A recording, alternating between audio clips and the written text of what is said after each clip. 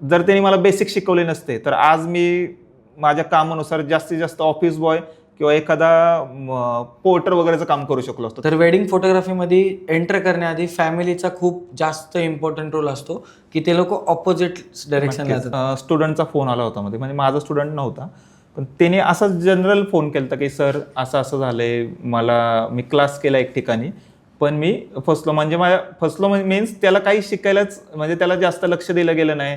खूप सारे स्टुडंट होते, पण मेंटॉर असेल तर तुम्ही एक वर्षात एवढी जास्त ग्रेप घेऊ शकता ना की तुम्ही म्हणजे सक्सेसचा खूप चांगला पॉईंट गाठू शकता. एक कोट आहे त्याच्यावर, म्हणजे ते जिमसाठी एक कोट तो की don't ask the trainer, just lift. Negative comment बद्दल काय बोलशील? बिगिनर्स ज्यांनी आत्ताच कोर्स कंप्लीट केलाय ना, बिग नो, अजिबात लगेच कॅमेऱ्यामध्ये इन्व्हेस्ट करू नका. की जेव्हा आपल्याला ग्रोथ मिळते ना तेव्हा वारं डोक्यात जातं. त्यामुळे मी एक ठरवलं होतं की कितीही काही झालं तरी हंबलनेस सोडायचा नाही. खूप भारी, मी ह्याच्यात माहिर आहे. Hello, welcome to our second episode बातचीत एपिसोड 2 विथ पंकज, जिसमें एक फोटोग्राफर ऐसा है जिन्होंने टाइपोग्राफी और इंस्टाग्राम पे बहुत ज़्यादा वायरल हो चुके हैं और उनके फर्म का नाम है क्लिक एंड फिल्म्स, जो एक स्टूडियो ओन करते हैं मंच नाम का, जो एक अच्छा बहुत ब्यूटीफुल स्टूडियो है जहाँ पे हम लोग आज पॉडकास्ट शूट कर रहे हैं. So hello Pankaj. Hi. Hi. So जेव्हा लँग्वेज आपण मराठी ठीक आहे. ठीक आहे. सो सगळ्यात पहिले जेव्हा फोटोग्राफी डोक्यात आली होती तर काय म्हणून या क्षेत्रामध्ये तुम्ही एंटर केलं होतं? ओके, फोटोग्राफी सुरू करायच्या आधी ना माझा म्हणजे सेटल बिझनेस होता जो की कॉम्प्युटर सेल्स अँड सर्व्हिसचा होता. पण एक दिवशी असं वाटलं की, म्हणजे मी फोटोग्राफी नॉर्मली करायचोच मोबाईलने त्यावेळेस, पण एक दिवशी असं वाटलं की आपण फोटोग्राफीमध्ये काहीतरी करिअर केलं पाहिजे. पण मला दिशा मिळत नव्हती किंवा कसं करायचं किंवा ह्याचं स्टार्ट कुठून करायचा. तर मला जास्त आवड वाईल्ड लाईफ फोटोग्राफीमध्ये होती. पण जेव्हा मी चेक केलं की बाबा वाईल्ड लाईफमध्ये खर्च खूप जास्त आहे, लेन्सेस, कॅमेरा, त्यानंतर टूर्स भरपूर करावं लागतात. त्यामुळे मग मला एका मित्रांनी सजेस्ट केलं की तू वेडिंग मध्ये ये. त्यावेळेस मी त्याला असंच म्हणलं होतं की मी वेडिंग कधी करणार नाही. पण त्यांनी मला एक डायलॉग टाकला होता त्यावेळेस की तू किती जरी फोटोशूट केलं ना तर एक ना एक दिवस तू वेडिंग करणार. तर आज उलटं झालंय, मी वेडिंग जास्त करतोय आणि वाईल्ड लाईफ माझा तारा कमी आहे. तर वेडिंग फोटोग्राफीमध्ये जेव्हा पहिल्यांदा एंटर केलं होतं, पहिलं वेडिंग शूट केलं होतं, तेव्हा काय फील झालं होतं की म्हणजे तुझ्यासाठी वेडिंग फोटोग्राफी आहे का नाही आहे? नक्कीच, म्हणजे जेव्हा वेडिंगमध्ये मी पहिलं शूट जेव्हा केलं ना तेव्हाच वाटलं होतं की मला ह्या फील्डमध्ये ह्या फील्डसाठी मी बनलेलो आहे आणि हे फील्ड माझ्यासाठीच आहे आणि त्यामुळं मग मी त्याच्यात पुढं अजून काम केलं. तर जेव्हा फर्स्ट वेडिंग तू शूट केलं होतंस तर काय वाटतं तुला? आज तू खूप साऱ्या वेडिंग कव्हर केल्या असतील, तर फर्स्ट वेडिंग वर्सेस आजचं वेडिंग तुझ्यामध्ये किती इम्प्रूव्हमेंट झालाय? फर्स्ट वेडिंग माझं गावा साईडला मी शूट केलं होतं आणि त्याचा एक्सपिरियन्सच खूप वेगळा होता. म्हणजे त्यावेळेस खूप वेगवेगळ्या गोष्टी चालायच्या आणि त्या वेडिंगची जी मजा होती ना ती आज कुठंतरी मी मिस करतोय. पण नक्कीच खूप सारा डिफरन्स आला आजच्या आणि त्या वेडिंगमध्ये. पण तो जो प्रवास होता ना त्याच्यामध्ये खरी मजा होती आणि ती मजा अनुभवत मी इथपर्यंत आलोय. तर जेव्हा आपण एखादा वेडिंग इंडस्ट्रीमध्ये फोटोग्राफीमध्ये क्षेत्रामध्ये एंटर करतो तर खूप सारे असे ॲस्पायरिंग फोटोग्राफर्स असतात ज्यांना, म्हणजे आमच्यासारख्या पण, तुम्ही पण सुद्धा, सगळ्या जेवढे सुरुवात करतात फोटोग्राफीमध्ये, तर वेडिंग फोटोग्राफीमध्ये एंटर करण्याआधी फॅमिलीचा खूप जास्त इम्पॉर्टंट रोल असतो की ते लोक ऑपोजिट डायरेक्शनला जातात. आणि जेव्हा आपण आपल्या एजमध्ये स्टार्ट केलं तर तेव्हा तर फोटोग्राफी एवढी नोंद पण नव्हती. बरोबर. तर ते चॅलेंजेस आले होते का? हे प्रत्येक फोटोग्राफरच्या आयुष्यात हे चॅलेंजेस येतात. त्याच्यामागे एकच कारण आहे, भारतामध्ये फोटोग्राफी ॲज अ करिअर बघितलं जात नाही. सगळ्यात महत्त्वाचा मुद्दा आहे तो. म्हणजे आपल्याकडे करिअर काय आहेत की डॉक्टर बना, इंजिनियर बना किंवा IT इंजिनियर असतात ते बना, म्हणजे जॉब करा एकंदरीत. पण फोटोग्राफी म्हणजे तुम्ही त्यातनं पैसे कुठून कमवणार हेच क्लॅरिटी घरच्यांना नसती. तर आजचे बिगिनर्स पण मला खूप क्वेश्चन विचारतात ना की मी फोटोग्राफी कशी चालू करू, घरचे विरोध करतात. तर घरचा विरोध मला पण झाला होता. तर त्यांना प्रूव्ह करण्यासाठी तुम्हाला काय करायचं आहे की तुम्हाला साईड बाय साईड काम करता करता एक्सपिरियन्स घ्यायचा आहे फोटोग्राफीचा. आणि जेव्हा तुम्ही हळूहळू इन्कम त्यातनं जनरेट करताल तेव्हा तुम्हाला फुल टाईम फोटोग्राफी करायची. तर नक्कीच फोटोग्राफी हे क्षेत्र खूप चांगलं आहे की तुम्ही त्यातनं इन्कम करू शकता, पण त्यासाठी एक्सपिरियन्स गरजेचा आहे. आणि एक्सपिरियन्स तुम्हाला म्हणजे काम करता करता मिळतो. त्यामुळं हा विरोध तर होणार, पण जेव्हा तुम्ही प्रूव्ह करून दाखवणार घरच्यांना की बाबा ह्याच्यातनं मला इन्कम होते, एंड ऑफ द डे घरच्यांना काय पाहिजे की व्यवस्थित कमवले पाहिजेत तुम्ही, पैसे आले पाहिजेत, तुम्हाला घर गाडी बंगला घेता आलं पाहिजे. तर हे फोटोग्राफीतनं पण येतं, पण त्याला थोडासा काळ जातो. मग पंकजने पहिल्या जे शूट केलं होतं लाईफमध्ये, त्याचं पहिल्यांदा जे पैसे कमवले होते तो कितीमध्ये केलं होतं? माझं पहिलं शूट होतं ते 500 रुपयात होतं. त्याचं मजा सांगतो तुम्हाला.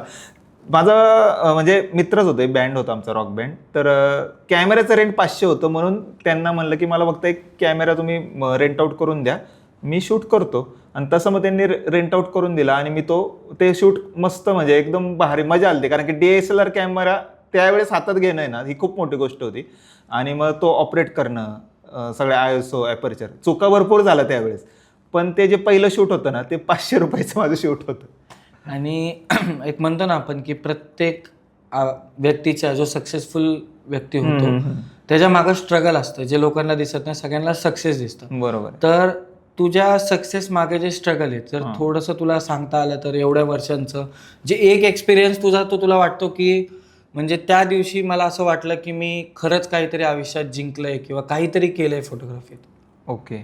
आता हे क्लिक अँड फिल्म्स जेव्हा मी स्टार्ट केलं, म्हणजे सुरुवातीला फोटोग्राफी जेव्हा चालू केली, वेडिंग फोटोग्राफी, तेव्हाच मी नाव ठरवलं होतं की क्लिक अँड फिल्म्स हे द्यायचं, आणि तेव्हा फर्म ही चालू केली. आता हे चालू केले मी 2012 साली.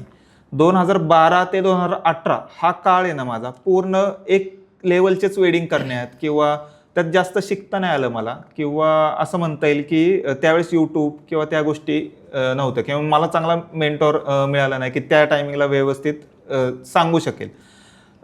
पण त्याने काय झालं की तो जो काळ गेला ना माझा, त्याच्यात भरपूर गोष्टी मी करू शकलो असतो, पण मला त्या जमल्या नाहीत.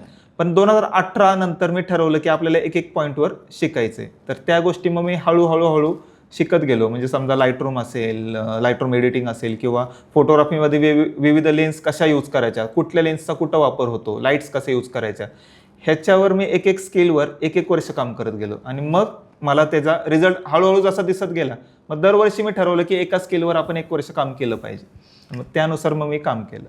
तर आत्ता जसं तू बोललास की मेंटॉर नव्हता कोणी, तर आजकालच्या फोटोग्राफर्सकडे खूप सारे मेंटॉर ऑप्शन आहेत. बरोबर. तर मेंटॉरशिपला कसं डिफाईन करशील? म्हणजे किती इम्पॉर्टंट आहे मेंटॉर असणं, किंवा नसलं तर आपलं आयुष्य किती इनकम्प्लीट आहे? कारण आपल्या जनरेशनच्या कोणत्याच फोटोग्राफरला कोणी मेंटॉर नव्हता. बरोबर. आपण जे काही शिकलो, जसं तू बोलला, चुका करून किंवा एक वर्ष घालून शिकलो. तर आजकाल जे मेंटॉर आहेत, तर ते किती मॅटर करतात आणि मेंटॉरशिप किती मॅटर करते? मेंटॉरशिप खूप जास्त मॅटर करते. कारण की जर तुमच्याकडे एक चांगला मेंटॉर असेल ना, की तुम्हाला तो भविष्य दाखवू शकतो की तू 1 वर्ष याच्यावर मेहनत घेतलीस ना, तर तुझं कुठंतरी इथं सक्सेस पॉईंट आहे, किंवा एवढा बदल होऊ शकतो तुझ्या कामामध्ये. आणि जर मेंटॉर नसेल तर तेच शिकायला तुम्हाला कमीत कमी 5 वर्ष पण लागू शकतात, किंवा जास्त पण लागू शकतात. ते तुमच्यावर डिपेंड आहे, तुम्ही कसं शिकताय. पण मेंटॉर असेल तर तुम्ही 1 वर्षात एवढी जास्त ग्रेप घेऊ शकता ना, की तुम्ही म्हणजे सक्सेसचा खूप चांगला पॉईंट गाठू शकता. आता आजच्या तुम्ही जर बघितलं, आजच्या युगात जर म्हणजे आजचं जे चाललं आहे, भरपूर मेंटॉर आहेत. आपण फोटोग्राफर्सचं बघितलं तर मी समजेल की बिगिनर्स हे खूप भाग्यवान आहेत की त्यांना खूप चांगले लोक गाईड करतात. म्हणजे एडिटिंगमध्ये म्हणा, किंवा ह्याच्यात फोटोग्राफीमध्ये म्हणा, सिनेमॅटोग्राफीमध्ये म्हणा. बरं, ते मेंटॉर चांगले काय ते सांगतो. कारण एक नुसता बिझनेस हा सगळ्या मेंटॉर्सचा मुद्दा नाही आहे. खूप मेंटॉर असे आहेत पुण्यामध्ये की त्यांचं एक उद्दिष्ट आहे की माझा स्टुडंटने ना एक गोष्ट शिकली पाहिजे, आणि एक गोष्टीमध्ये तो पारंगत झाला पाहिजे, की त्याला कुठलं कमी नाही पडलं पाहिजे कधी. एवढे चांगले मेंटॉर जर तुम्हाला आत्ता मिळत आहेत, तर तुम्ही नक्कीच थोडेफार कष्ट घेतलेत ना, 100% तुमच्यात तो बदल दिसणार आहे. हा, म्हणजे मेंटॉर असला तर आपण एक म्हणतो ना की जे मेंटॉरनी आपल्यासारख्यांनी जे चुका 10 वर्ष केल्यात त्या आपण एका महिन्यात सांगतो त्यांना. नक्की. तर मला त्याच्यात अजून एक गोष्ट ॲड करावीशी वाटते की जेव्हा मला फोटोग्राफी सुरू करायची होती ना, तेव्हा माझ्या मित्राने मला शिरवळला पाठवलं होतं, की त्याचा भाऊ होता तिथे. तर त्या भावाने मला सगळ्या बेसिक गोष्टी शिकवल्या की वेडिंग कसं शूट करतात, ऑन फील्ड शिकवले. त्यामुळे मला ऑन फील्डचा अनुभव मिळाला. आता ऑन फील्ड शिकवल्यामुळे त्यांनी मला बहुतेक मला एक 5व्या-6व्या शूटलाच स्वतःलाच करायला लावलं की हे तू कर. त्यामुळे असे पण व्यक्ती तुमच्या आयुष्यात पाहिजेत की ज्या स्वतःहून तुम्हाला पुश करणार आहेत, रिस्क घेऊ शकतात. तर त्या व्यक्तीला मी कधी विसरू नाही शकत. कारण की शिरवळवरून मी शिकून आलोय, गावातनं शिकून आलोय. आणि जर त्यांनी मला बेसिक शिकवले नसते तर आज मी माझ्या कामानुसार जास्तीत जास्त ऑफिस बॉय किंवा एखादा पोर्टर वगैरेचं काम करू शकलो असतो. त्याच्या व्यतिरिक्त नाही, कारण की मी जास्त इंजिनिअरिंग वगैरे केलेलं नाही आहे. माझं शिक्षण पण 12वी आर्ट्स आहे. त्यामुळे मला वाटतं की त्यांनी खूप महत्त्वाचा रोल माझ्या आयुष्यात निभावला, की फोटोग्राफी माझ्या आयुष्यात मला एक छोटीशी गोष्ट, म्हणजे छोटीशी नाही म्हणता येणार, एक बेसिक गोष्ट शिकवून त्याच्यात मग कसं आपल्याला पुढं करिअर करता येईल हे त्यांनी शिकवलं मला. म्हणजे बेसिकली त्याने एक झाडाला फक्त बीज लावलं, ते हां. आज वृक्ष झालं. Yes yes. आणि जे सुरुवातीला आपण म्हणतो ना की एक फोटोग्राफर जो बिगिनर फोटोग्राफर असतो, आजकाल असं झालंय की म्हणजे मेंटॉर्सला जेव्हा ते ट्रीट करतात किंवा कोणाकडे जेव्हा शिकण्याच्या हेतूने बघतात, तर त्यांनी कोणत्या कोणत्या गोष्टीवर लक्ष ठेवलं पाहिजे कोणत्याही क्लास लावण्याआधी? स्टुडंटनी ॲज अ मेंटॉर, म्हणजे समजा आपण स्टुडंट आहे, जर एखाद्याकडे क्लासला जातोय तर त्यांनी कोणत्या पॉइंट्स कडे लक्ष दिलं पाहिजे? कारण असं पण नाही की सगळे मेंटॉर चांगले आहेत आजचे. बरोबर आहे. खूप मेंटॉर्स असे येतात, तुमच्याकडे पण स्टुडंट्स येत असतील, माझ्याकडे पण येतात. दिशा पण भटकवणं खूप जास्त चालू खूप आहे. तर त्या गोष्टींसाठी जर आपल्याला स्टुडंट्सला या पॉडकास्ट थ्रू हेल्प करायचंय की त्यांनी कसं सोल्युशन काढायचं की हा मेंटॉर चांगलं काम करतो किंवा मला चांगल्या प्रकारे शिकवू शकतो, हे कसं ते समजू शकतात? आता त्याचं एक उदाहरण देतो मी. मला एका स्टुडंटचा फोन आला होता मध्ये, म्हणजे माझा स्टुडंट नव्हता, पण त्याने असं जनरल फोन केला होता की सर असं असं झालंय, मी क्लास केला एक ठिकाणी पण मी फसलो मीन्स त्याला काही शिकायलाच, म्हणजे त्याला जास्त लक्ष दिलं गेलं नाही. खूप सारे स्टुडंट होते आणि त्यामुळे त्याच्याकडे लक्ष जरा कमी पडलं. आता ह्याच्यात एक मुद्दा आहे स्टुडंटसाठी. आता हे जे काय बोलतोय ना मी, ते स्टुडंटनी लक्षात ठेवा. स्टुडंटनी काय केलं पाहिजे माहिती आहे का? स्टुडंटनी प्रश्न विचारले पाहिजेत. आता प्रश्न काय विचारले पाहिजेत? आता तुम्ही जिथं क्लासला जाणार आहे ना, बाबा क्लास किती दिवसांचा आहे, ह्याच्यात तुम्ही काय काय शिकवणार आहे, बरं हे सगळे सब्जेक्ट कव्हर होणार आहेत का, प्रॅक्टिकल सेशन किती असणार आहेत, प्रॅक्टिकल कुठे असणार आहेत, आणि तुम्ही माझ्याकडे सेपरेट लक्ष देणार आहात का ग्रुपने आम्हाला शिकवणार आहात. बरं, सगळ्यात महत्त्वाचा प्रश्न स्टुडंटनी काय विचारला पाहिजे ते सांगतो. सगळ्यात महत्त्वाचा प्रश्न आहे की स्टुडंट किती आहेत, स्टुडंटचा आकडा किती आहे. ह्याच्यावरून त्यांना काय क्लॅरिटी येणार आहे की समजा स्टुडंटचा आकडा 50 आहे समजा, तर स्टुडंटनी समजून जायचं की मेंटॉर तुम्हाला पर्सनल असिस्ट देऊ शकत नाही, म्हणजे पर्सनली शिकवू शकत नाही, तुम्हाला ग्रुपमध्ये शिकावं लागणार आहे. हे स्वतःच तुम्हाला ऑब्झर्व करावं लागणार आहे. हे बघा, समोरचा जो शिकवणारा आहे ना व्यक्ती, त्याला शेवटी बिझनेस करायचा आहे, तो तिथं चुकत नाही असं मला वाटतं, कारण की तो बिझनेस करतोय. चुकतात ते स्टुडंट, कारण की तुम्ही प्रश्न विचारत नाही. प्रश्न विचारा, किती स्टुडंट आहेत, कसे शिकवणार, कारण की तुम्ही पैसे देणार आहेत. कमी स्टुडंट असणाऱ्या ठिकाणी पण तुम्ही पैसेच भरणार आहे आणि जास्त स्टुडंट असणाऱ्याच्या इथं पण पैसेच देणार आहे. प्रॉब्लेम आत्ता झाला आहे की इंस्टाग्रामचे रील्स बघून फक्त तुम्हाला रील्समध्ये ह्या गोष्टी दिसत आहेत म्हणून तुम्ही त्या रील्समुळं जर कुठं जॉईन होत असाल तर त्यांना प्रश्न विचारा, आणि प्रश्न विचारल्यानंतर तुमच्या प्रश्नाचं जर समाधान होत असेल की बाबा नाही, मला दिलेले तेवढे क्वेश्चन मला व्यवस्थित वाटत आहेत आणि समोरची व्यक्ती मला व्यवस्थित शिकवू शकते.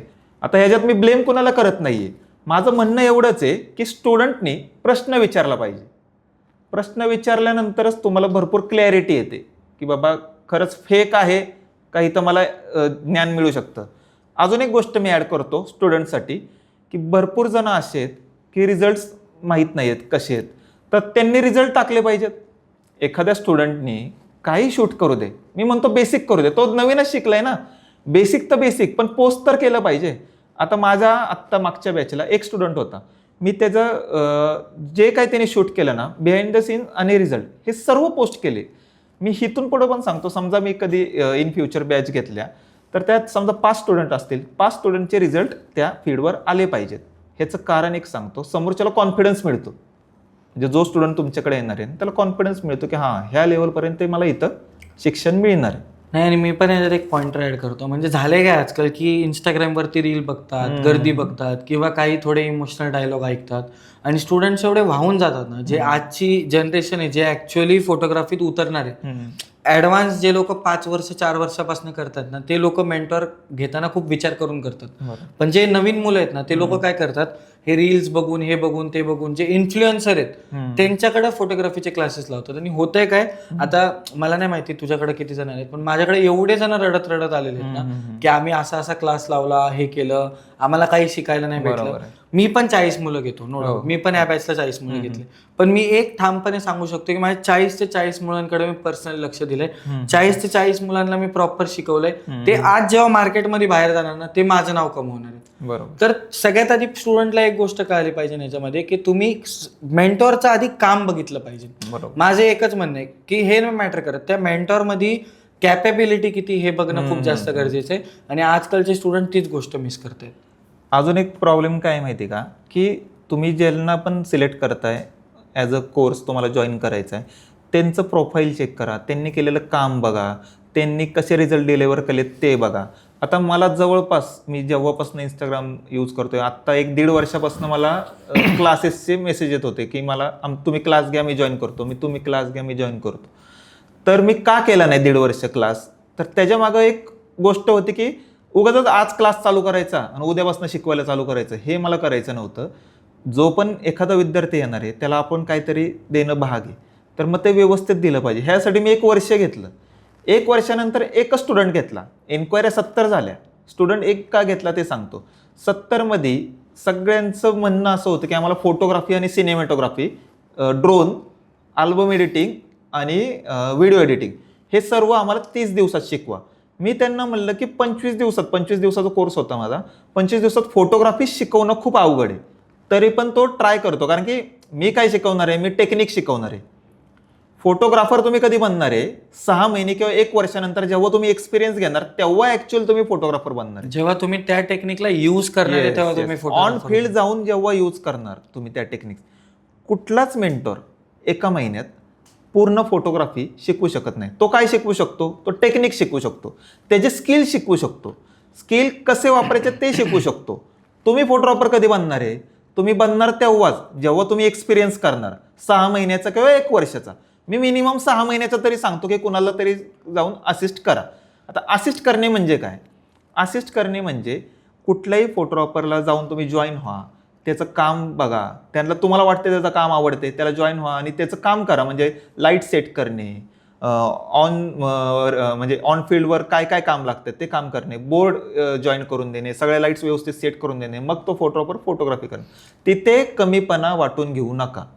मी अजूनही जे पहिला लाईट पकडतो तो नंतर फोटोग्राफर होतो, कारण लाइटिंगचं नॉलेज लाईट पकडल्यानेच येतं. येस, मी अजूनही म्हणजे स्टुडिओमध्ये पण असेल ना मी, आणि माझं शूट जरी नसेल पण लाईट सेट करून मी देतो. म्हणजे कोणी क्लायंट असू दे, मला तिथं लाज नाही वाटत की ॲज अ स्टुडिओ ओनर मी का लाईट लावू, हे ते मी लाईट सेट करून देतो, कारण माझं ते काम आहे ना, मला हे फील्डमध्ये आवडतं म्हणून मी ते फोटोग्राफीमध्ये आलोय. सेम त्या स्टुडंटने केलं पाहिजे. जेव्हा ऑन फील्ड तुम्ही येऊन काम करताना तेव्हा तुम्हाला कळतं की काय काय प्रॉब्लेम्स आहेत. आता एक उदाहरण देतो तुम्हाला. 2 स्टुडंट आहेत. दोन्ही स्टुडंटनी क्लास केलाय. एक स्टुडंटने क्लास झाल्या स्टुडिओ ओपन केलाय आणि दुसरा स्टुडंट आहे, जसं त्याने त्याच्या मेंटॉरने सांगितलं की 1 वर्षाचा तू एक्सपिरियन्स घे. आता 2 स्टुडंटची स्टोरी सांगतो. एका स्टुडंटनी स्टुडिओ टाकला, वेडिंग्स ऑर्डर घ्यायला चालू केल्या, स्टुडिओमधले पण फोटोग्राफी चालू केलं आणि ऑन फील्ड जाऊन त्याला कळलं की अरे टीम मॅनेजमेंट मला जमत नाहीये, अरे ऑन फील्ड मला हा प्रॉब्लेम येतोय, अरे भरपूर सारे त्याला प्रॉब्लेम आले. त्यामुळे त्याचे क्लायंट तुटत गेले. दुसरा जो स्टुडंट आहे त्याकडे 1 वर्ष क्लायंट नव्हतं. त्यांनी काय केलं, फक्त फोटोग्राफरवर जाऊन एक्सपिरियन्स घेतला. आता 1 वर्षानंतर आपण दोन्ही फोटोग्राफरची स्टोरी बघू. 1 वर्षानंतर जो दुसरा फोटोग्राफर आहे त्यांनी एक्सपिरियन्स घेतलेला आहे, त्यांनी आता क्लायंट म्हणजे घ्यायला चालू केले आणि मग त्याकडे टीम बिल्टअप पण त्यांनी केली. त्याला माहिती आहे की ऑन फील्ड काय काय प्रॉब्लेम आलेत. आता तो त्याला टॅकल करू शकतो, त्यामुळे त्याचे ते प्रॉब्लेम सॉल्व्ह होत आहेत. त्यामुळे जो पहिला स्टुडंट होता ज्यांनी लगेच स्टुडिओ टाकला होता त्याचे क्लायंट तर सर्व गेले.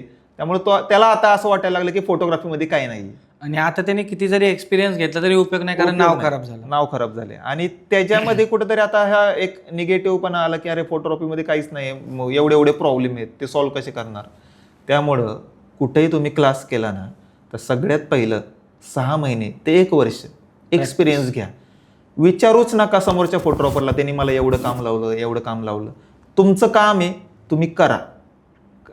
एक कोट आहे त्याच्यावर, म्हणजे ते जिमसाठी एक कोट तो की don't ask the trainer, just lift. Right.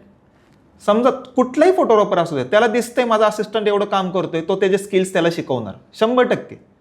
मग माझं बिगिनरला एकच सांगणं आहे की तुम्ही फक्त काम करा आणि तुम्हाला 100% रिझल्ट 1 वर्षानंतर दिसेल तुमच्या कामामध्ये. कारण की ऑब्झर्वेशन ही मोठी एवढी की आहे ना, त्या ऑब्झर्वेशन स्किलमुळेच तुम्ही फोटोग्राफर बनू शकता. कोणी कोणाच्या हाताला धरून फोटोग्राफी शिकवू शकत नाही, ऑब्झर्वेशनने शिकतं.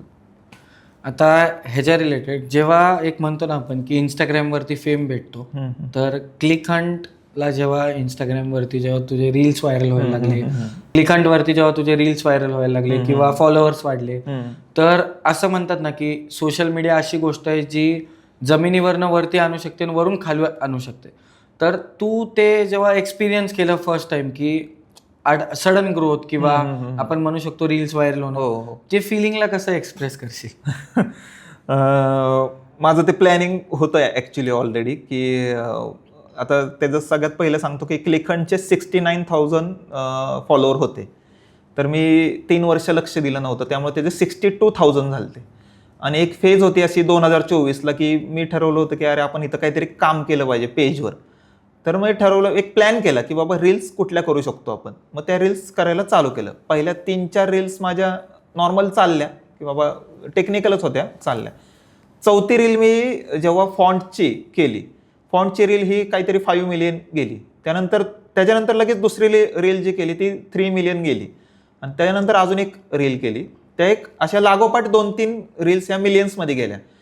त्याच्यानंतर मला वाटतंय 2 ते 3 रील्समध्येच एक 50K फॉलोअर्स आलते. म्हणजे जिथं 8-9 हजार फॉलोअर कमी झाले, त्या 3 रील्समध्येच 50K फॉलोअर्स आले. आता मला हे माहीत होतं की जेव्हा आपल्याला ग्रोथ मिळते ना, तेव्हा वारं डोक्यात जातं. त्यामुळे मी एक ठरवलं होतं की कितीही काही झालं तरी हंबलनेस सोडायचा नाही, जो की आपल्या स्वभावात असतो. पण आपण कुठेतरी ॲरोगंट होतो, कधी अचानक वारं डोक्यात जातं, फॉलोअर्सचा आकडा दिसतो. त्यामुळं आपण 100% ग्राउंडेड राहायचा प्रयत्न करायचा आणि कन्सिस्टंट राहू. म्हणजे काय की समजा 100K झाले, माझे 100K कंप्लीट झाले ते फॉलोअर्स, मग काय पुढं काय, मग 200K ना, मग ते टार्गेट. म्हणजे सोशल मीडिया अशी गोष्ट जे थांबत नाही, लूप आहे, मोठा लूप आहे. 10 मिलियन झाले तर 20 मिलियनचं लालच. म्हणजे माझी एक रील व्हायरल गेली समजा, मग उद्या काय, मग उद्या पण मला अपेक्षा आहे की ती 5 मिलियन जावी. नाही, कन्सिस्टन्सी तिथंच येते. अवघड जे इंस्टाग्रामची गोष्ट आहे ना, ती तिथंच आहे की मला आत्ता 10,000 जरी व्ह्यूज झाले ना, मला वाटत काही नाही. म्हणजे समजा मला 50,000 व्ह्यूज झाले, मला काही नाही वाटत. आणि 5 मिलियन आले तरी काही नाही वाटत. मला उद्या एका रीलमधनं 25,000 फॉलोअर आले तरी मला काही वाटत नाही. हा, फॉलोअर्सचा आकडा कोणाला नको आहे, सगळ्यांना हवा आहे. मला पण वाटतं की बाबा 1 मिलियन व्हावेत, 2 मिलियन व्हावेत. पण त्याच्यासाठी जे कष्ट लागणार आहेत ना करायचे, म्हणजे ते मी करतो. म्हणजे रोज संध्याकाळी 5 वाजता मी ह्या स्टुडिओला लाईट्स ॲडजस्ट करतो, कॅमेरा स्टँडवर लावतो, मोबाईलवर त्याचा कंट्रोल घेतो, रेकॉर्ड देतो, ऑडिओ चेक करतो आणि मग तोच व्हिडिओ त्याच वेळी एडिट पण करतो स्वतः. आता माझ्याकडे टीम असून सुद्धा मी टीमला सांगू शकतो की बाबा लाईट सेट करून ठेवा, मला रील करायचं आहे. मी कोणालाच सांगत नाही. त्याच्यामागे एकच कारण आहे, जर मी डिपेंडेंट राहिलो कुणावर तर मी ते काम करू शकत नाही. त्यामुळे हे काम मला स्वतः रोज करणं भाग आहे. असं 1.5 वर्ष झालं मी करते. इथून पुढे 5 वर्ष पण मी करीन. त्यामुळं ते एक डोक्यात ठेवलंय की किती पण आकडा वाढू दे, थांबायचं नाही. आणि 100 फॉलोअर्स असलेल्या व्यक्तीला पण मी डीएमला रिप्लाय करतो. 200 फॉलोअर्स असलेला पण डीएमला मी पर्सनल रिप्लाय करतो. प्रत्येक डीएमला पर्सनल रिप्लाय करतो. असे मी जवळपास एका दिवसाला 200, 300 डीएमला रिप्लाय केलेले आहेत पर्सनली. कारण की प्रॉब्लेम्स खूप असतात लोकांचे. त्यांना असं वाटतं विचारू का नको, उत्तर येईल का नाही समोर, पण काही जण मेसेज करून ठेवतात. आणि मी का करतो, कारण की मला जेव्हा वाटायचं की कुठून तरी रिप्लाय मिळवाल तेव्हा मिळत नव्हते. मग आपण जेव्हा ज्या पोझिशनला आहे की रिप्लाय करू शकतो तेव्हा मी करतो. नाही, 100% बरोबर आहे. ते मेसेजला रिप्लाय देणं तर खूप जास्त गरजेचं आहे. येस. काही जण आता ह्याच्यावरनं सांगू शकतो. तर आता जेव्हा आपण एखाद्या इंस्टाग्रामला व्हिडिओ टाकतो किंवा कंटेंट क्रिएशन म्हणतो, तर कंटेंट क्रिएशनबद्दल काय सांगशील की म्हणजे ह्याच्यासाठी सगळ्यात इम्पॉर्टंट काय मॅटर करतं? कंटेंट क्रिएशनसाठी तुमचा बिलीफ मॅटर करतो. की तुमचा बिलीफ काय तुमच्या स्वतःवर, तुमच्या नावावर. समजा क्लिक हंट आहे, माझा किती बिलीफ आहे की हे मी कुठं पोचवू शकतो, किंवा स्वतःवर किती बिलीफ आहे की मी काय करू शकतो. लोकांचा बिलीफ स्वतःवर नसून दुसऱ्यावर असतो. अरे त्याचे 500K आहेत यार, माझे का नाही आहेत, किंवा त्याचे 600K आहेत राव, माझे 3,000 फॉलोअर आहेत. मग तुम्ही असं का नाही म्हणत अरे त्याचे 1,000 आहेत, माझे 3,000 आहेत, असं नाही करत. बिलीफ सिस्टीम खूप मॅटर करते कंटेंट क्रिएशनमध्ये. का सांगतो, इंस्टाग्राम तुमची परीक्षा घेतं. फार रडवतो तुम्हाला. अशी वेळ येते की 2-2 वर्ष तुमचे फॉलोअर्सच वाढणार नाही. पण तुम्ही जर कन्सिस्टंट असताल ना तर 100% त्यात रिझल्ट दिसतो. त्यामुळं तुमची बिलीफ सिस्टीम खूप स्ट्रॉंग पाहिजे. कंटेंट क्रिएट करणार असताल तर सगळ्यात पहिलं तुमचं निश निवडा. निश म्हणजे काय, की तुम्ही कोणत्या सब्जेक्टवर कंटेंट करणार आहात. म्हणजे मी समजा फोटोग्राफी निवडलाय तर मी फोटोग्राफी रिलेटेडच बोलतो. पण तुमचा ओव्हरऑल सगळ्याच निशवर बोलायचं असेल तर तो मग मिक्स ठेवा, की बाबा तुम्हाला कुठल्या रील्स जास्त चालू शकतात त्याचा अभ्यास करा. आता कंटेंट क्रिएटरला खूप गोष्टी असं वाटतं की मला इकडे चांगला कॅमेरा आल्यावर मी रील करेल, चांगला माईक आल्यावर रील करेल, किंवा चांगल्या लाईट्स असल्यावर, ह्यांच्याकडे चांगल्या लाईट्स आहेत म्हणून रील करतात. म्हणून मी काय करतो, कधी कधी मोबाईलवर रील टाकतो, म्हणून मी विदाऊट लाईट रील टाकतो. काही मॅटर करत नाही. गुड साऊंड क्वालिटी फक्त मॅटर करते. आणि तुम्हाला बोलण्यात किती कॉन्फिडन्स आहे तुमच्या, आणि स्वतःवर किती बिलीफ आहे तो दिसतो तुमच्या बोलण्यातून. त्यामुळं मला असं वाटतं की ज्यांना ज्यांना कंटेंट क्रिएशनमध्ये यायचं आहे ना, एक रोडमॅप तयार करून ठेवा आधीच, की मी एक 50 रील तयार करणार आहे ह्या सब्जेक्टवर, आणि हे हुक्स असतील, हुक काय असतो, बाकीच्या गोष्टी काय असतील त्याच्यावर अभ्यास करा आणि चालू करा. घाबरू नका. पहिली रील फेल जाते, क्रिंज वाटते आपल्याला पहिले, म्हणजे आपल्याला असं वाटतं की अरे कसं बोलतोय मी. पण दुनियाचं टेन्शन नका घेऊ. आज रील स्क्रोल करून बघितली, हसले ते तुमच्यावर, उद्या ते विसरून जाणार आहेत तुम्हाला. त्यामुळे त्यांचा विचार नका करू, स्वतःचं रील क्रिएट करणं चालू ठेवा. मी तेच करतो. आता ह्याच्यावरनं एक मला कळतं की खूप खूप सारे इंडियामध्ये खूप सारे लँग्वेजेस आहेत. हो. पण तू मराठी लँग्वेज सिलेक्ट करण्यामागं मला रिझन जाणून घ्यायचं की कारण की खूप लोक असे विचार करतात ना की यार मराठी ऑडियन्स कमी आहे किंवा खूप गोष्टी असतात. हिंदी म्हणजे ब्रॉड ऑडियन्स आलं कारण खूप लोकांना कळतं. पण मराठी तू जेव्हा सिलेक्ट केलंस तर तेव्हा तू म्हणजे काय विचार करून केलंस की मी मराठी लँग्वेज सिलेक्ट केली पाहिजे, की माझं लँग्वेज, कारण एक बघ लँग्वेज एक अशी गोष्ट आहे जी बॅरियर पण बनते आणि लँग्वेज एक अशी गोष्ट आहे जी हिरो पण बनू शकते. बरोबर. तर तू मराठी निवडायच्या मागं मला कारण ऐकून घ्यायचंय. आता हे ॲक्च्युली खूप रिस्की होतं की हा डिसिजन माझा, की मला मराठीतच करायचं आहे. मी ते ठरवलं होतं. पण त्याचं मागचं कारण सांगतो. हिंदीमध्ये मला खूप लार्ज ऑडियन्स होता. म्हणजे आत्तापर्यंत माझे 500-600K आरामात झाले असते. मला माहीत होतं, तेवढा बिलीफ होता माझा की मी रील्समधनं तेवढे मिळवू शकतो. मराठीतच का, त्याचं एक मुख्य कारण सांगतो. आता हे जेव्हा मी रील चालू केलं बनवायला, ह्याचं सगळ्यात महत्त्वाचं कारण होतं गावाखेड्यातली पोरं. मी पण गावातनं शिकलोय, जसं मी मगाशी सांगितलं. पुण्यामध्ये जे फोटोग्राफर्स काम करतात ना, त्यांना टीममध्ये वेगवेगळं काम करून भरपूर गोष्टी समजतात की टेक्निकल कशा काम करतात, ह्या गोष्टीचा असा यूज होतो, किंवा ते चांगल्या वातावरणात असतात. गावातल्या पोरांचा प्रॉब्लेम काय होतो की एखादी लाईट आहे, तिचा यूज कसा करायचा, माईक आहे तिचा यूज कसा करायचा, बाईट्स काय असतात हे माहीत नसतं तिकडे. मग त्यांना अवेलेबल कुठं होणार. बरं, यूट्यूबला जे अवेलेबल आहेत ना ते हिंदीमध्ये, मग इंस्टाग्रामवर जे अवेलेबल आहेत ना ते पण हिंदीमध्ये. मी जेव्हा करत होतो तोपर्यंत, आता मराठी कंटेंट क्रिएटर भरपूर आहेत जे फोटोग्राफी रिलेटेड बोलतात, पण मी जेव्हा करत होतो ना तेव्हा हिंदीमध्ये खूप जण होते सांगणारे. मराठीत ऐकायचं असेल तर मग त्या पोरांसाठी मी अजून पण सांगतो, त्या मुलांसाठी त्यांना जे प्रॉब्लेम्स येतील ना ते सॉल्व्ह करण्याचा मी 1.5 मिनिटाच्या रीलमध्ये प्रयत्न करतो. काही जणांना त्याचा यूज होतो, काही जण बोलतात पण की कशाला करतोय, पण मी माझं काम करतो की बाबा मला कुठेतरी पोहोचायचंय, कुठेतरी कोणाला तरी जाऊन सांगायचंय. जेवढं तुम्ही शेअर करणार तेवढं तुम्ही शिकणार. माझा एकच स्वार्थ आहे की मी जेवढं तुम्हाला सांगणार ना तेवढं मला शिकायला मिळतं. हा एकच मुद्दा आहे की मला मराठीमध्ये कंटेंट क्रिएट करायचा होता आपल्या पोरांसाठी. आणि अजून भरपूर प्लॅन आहेत माझे फ्युचरमध्ये. गावात जाऊन जे काय करायचं आहे ना, जे मला जेव्हा पॉसिबल होईल ते मी करणार.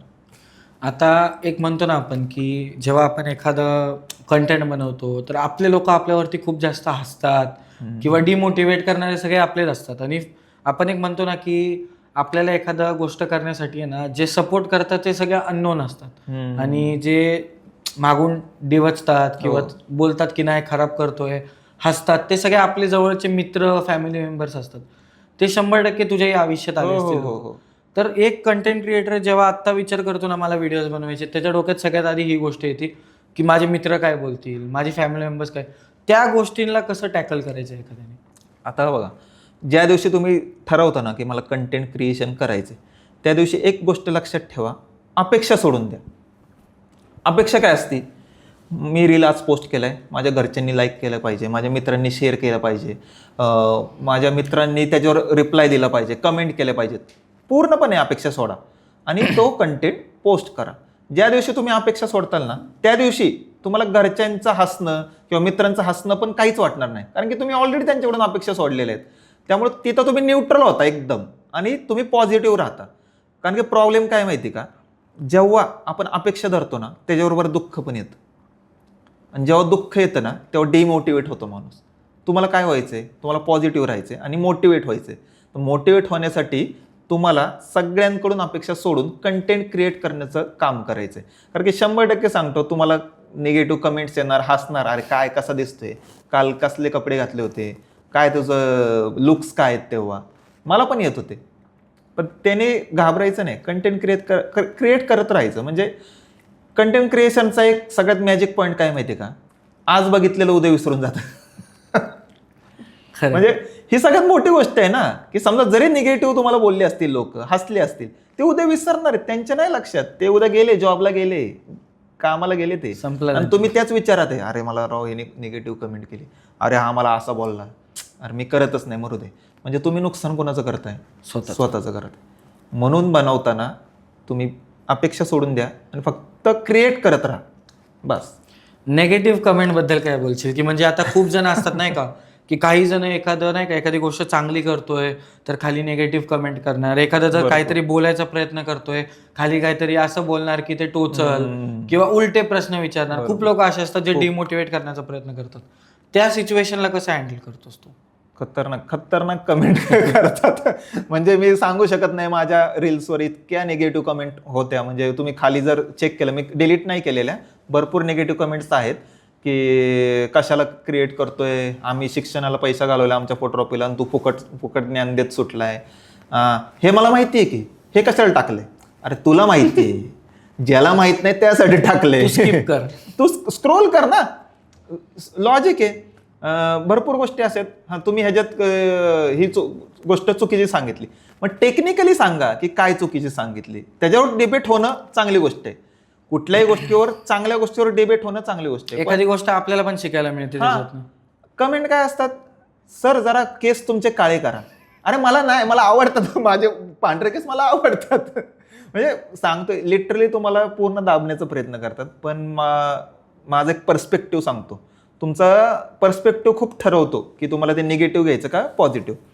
आता माझा पर्स्पेक्टिव्ह सांगतो की कुठलाही निगेटिव्ह कमेंट करणाऱ्याचं इंटेंट तुम्हाला दुखवणं नसतं. आता हे कुणाला पटणारच नाही.